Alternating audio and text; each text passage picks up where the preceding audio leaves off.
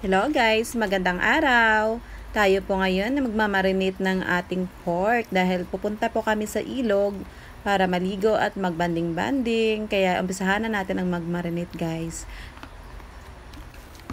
Okay guys, umpisahan na natin magmarinate ng ating pork barbecue. Meron tayo dito na liempo. Yung may buto-buto yung pinili ko para mas masarap yun. Yan, lagay na natin yung nagayat nating bawang. Ayan, tapos lagyan natin ng sibuyas.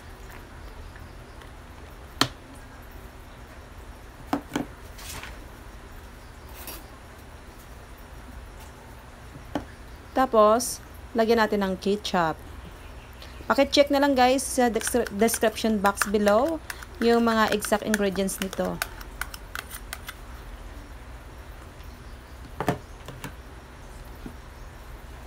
Tapos, lagyan natin ng toyo.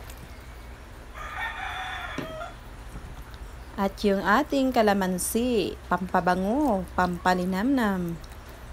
Yan. Huwag natin iubos kasi gagamitin pa natin yan sa bangus. Ayan, lagyan natin ng brown sugar para magbalanse yung lasa ng ating barbecue. Lagyan natin ng konting sili guys para may konting anghang.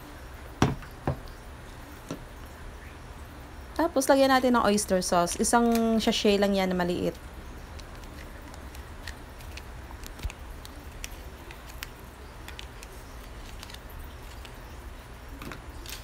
Siyempre, hindi mawawala yung ating pampasarap, magic sarap.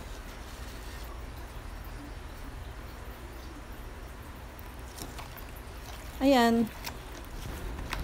Ayan guys, halo-haloin lang natin para maghalo-halo yung ating mga ingredients. Pero kailangan dapat malinis ang ating kamay. Ayan, halo-halo lang.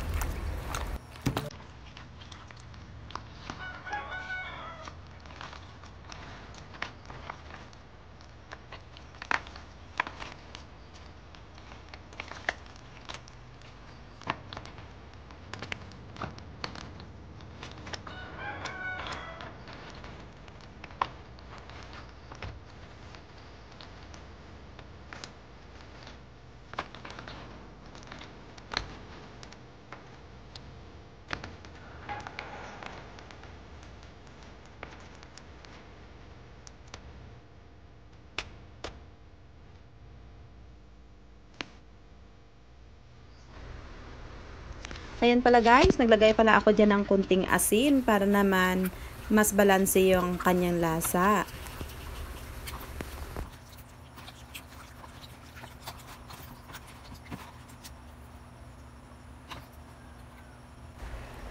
So ayan na guys, muntik ko pa nakalimutan talaga yung paminta. Ayan, lagyan natin ng paminta tapos halo-haloin lang natin ulit. Tapos i-marinate natin ito ng mga 2 hours bago natin ito iihaw. Para naman kumapit yung lasa ng ating mga ingredients.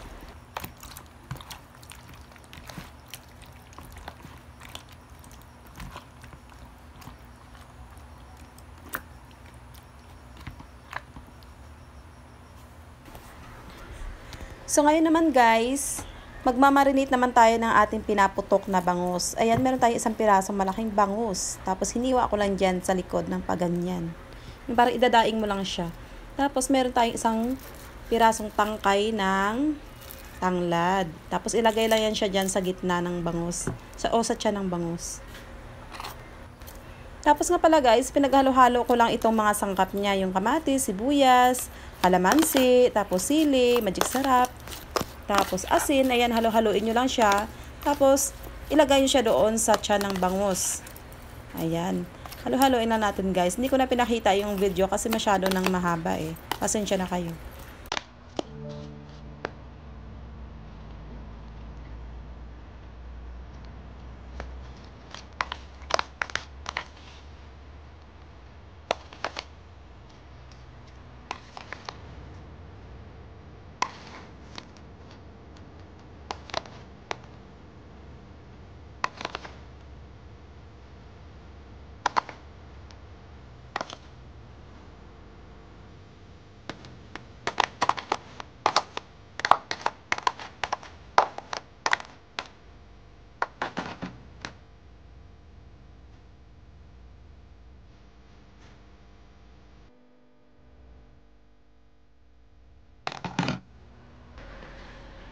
So, ayan guys, babalutin ko na lang itong bangos natin dito sa dahon ng saging kasi naubusan pala ako ng aluminum foil.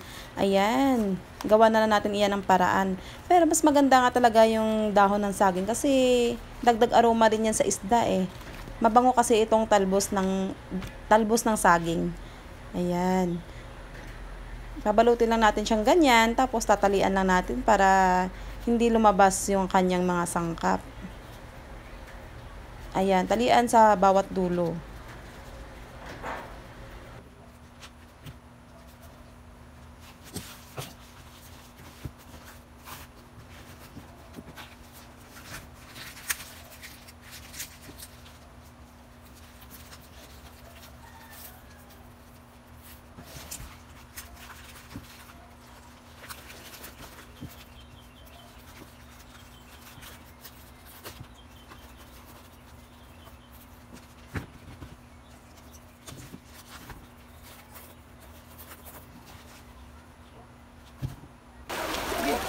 So, ito na guys. Nandito na kami ngayon sa ilog. Ayan, tingnan mo yung mga bata. Tuwang-tuwa naman sa pagligo dahil maganda ang panahon ngayon. At syempre, ako naman, naghahanda para sa pag-iihaw.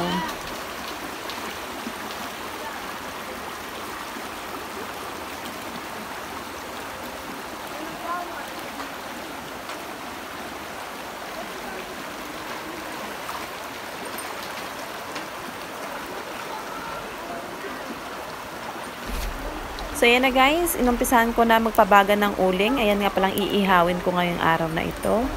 Ayan, yung minarinate ko kaninang pork. Meron ako dito ang isda na maliliit, tsaka yung bangus na pinaputok. Ayan, medyo madaliin ko na ito guys, dahil nagre-reklamo na yung aking mga kasamahan. Nagugutom na raw sila.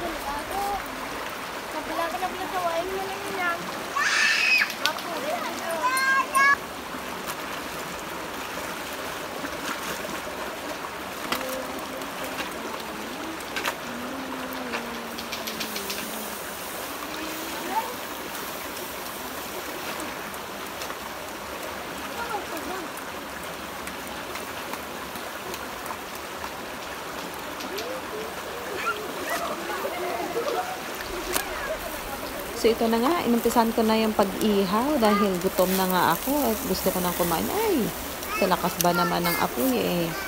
Ang bilis agad masunog eh. Okay na yan, kere lang yan. Pahid-pahiran lang yan ng minarinate na sauce kanina.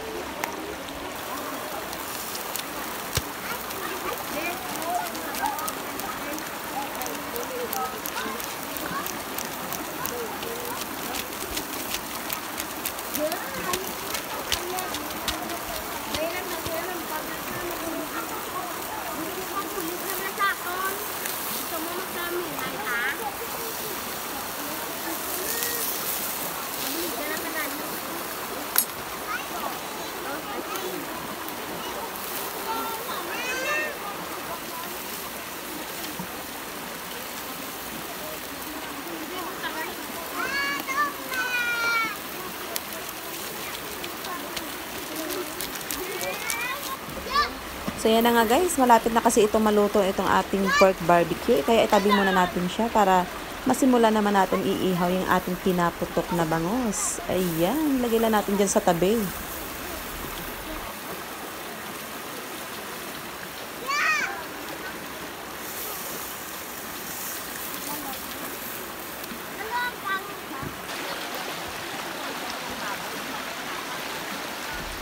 So, ganito lamang guys, kasimple ang pamumuhay namin dito sa probinsya. Lagi kami nasa ilog kapag maaliwalas ang panahon. Ayan, nagbabanding-banding. Ayan, mga pinsan kong iba. Ayan, naglalaba, may nagsiligo. Ayan guys, sobrang aliwalas talaga ng panahon ngayon. Then,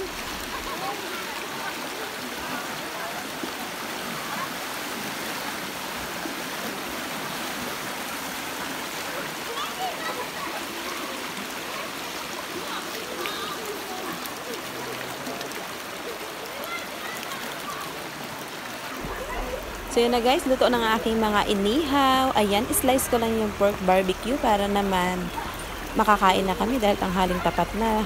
Nagugutom na silang lahat, pati ako.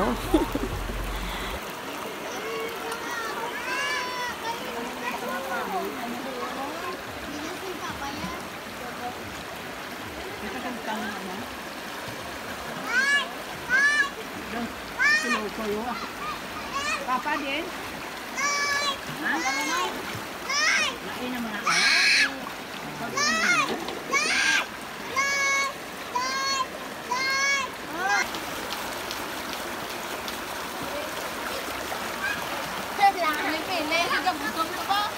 Diposik.